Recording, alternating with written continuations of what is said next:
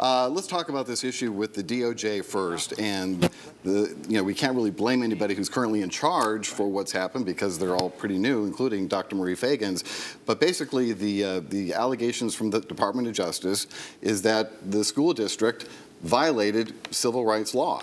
Under Title IX. What happened, they said, over a 3-year period that they investigated, that there were 7 cases of teachers or substitute teachers sexually assaulting students, 53 cases of staff-to-student harassment, and 88 cases of student-to-student harassment. Otis, it sounds very serious, but yet it doesn't seem like there's much in the way of ramifications here. It is serious. Anytime you have teachers preying, P-R-E-Y, on students, that is concerning.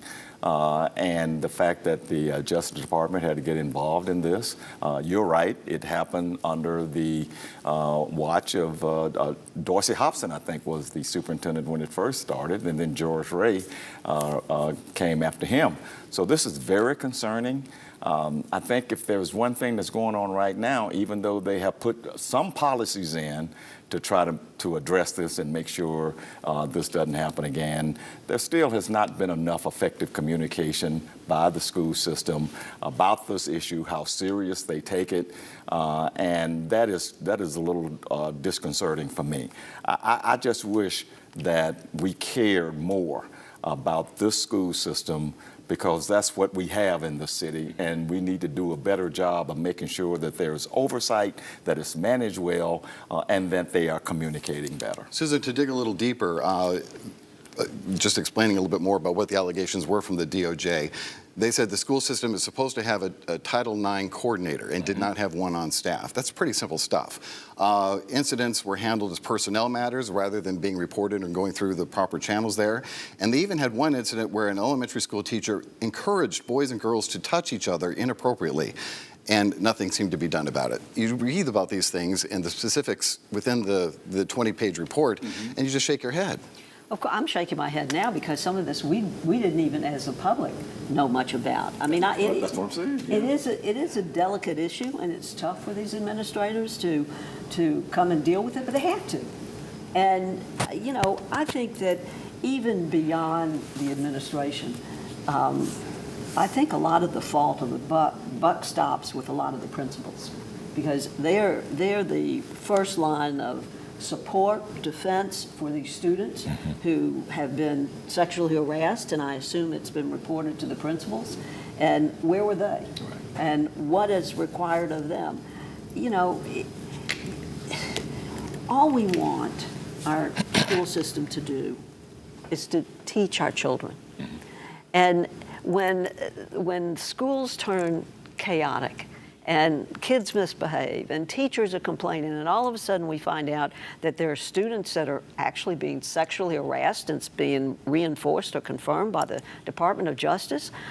I don't know what we're supposed to say unless they put in the required administrators to oversee what's going on and communicate it with the public. Other than that, it's a failed piece of our system. Reverend Norman, it's a $1.8 billion failed piece of our system. They have quite a budget, bigger than the county government, bigger than the city government.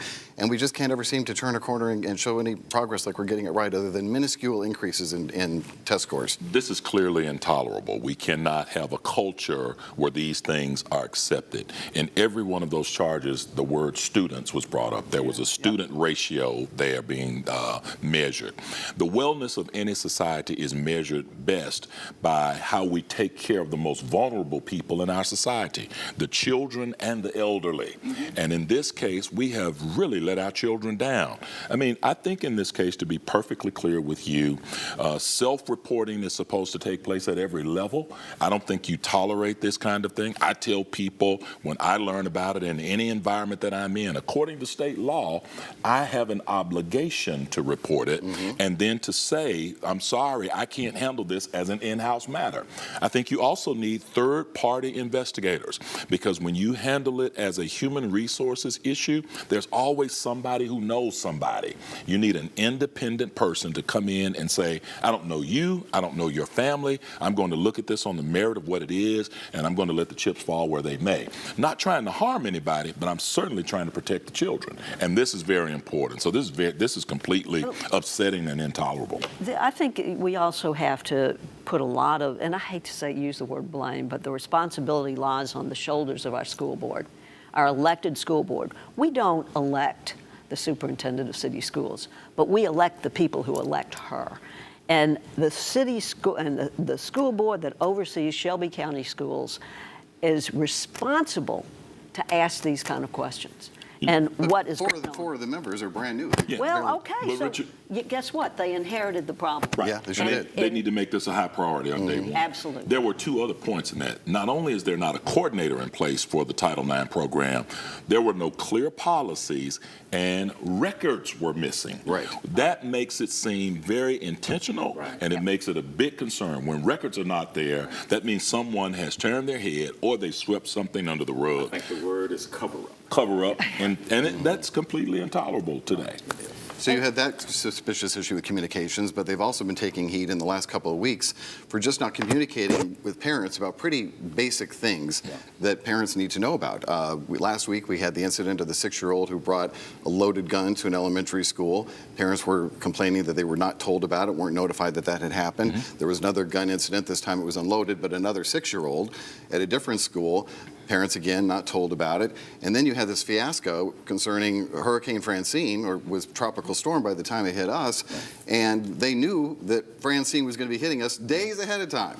And even Collierville, the day ahead, said, you know what? We're concerned about this, so we're going to dismiss classes early at this time, send it out to all the media.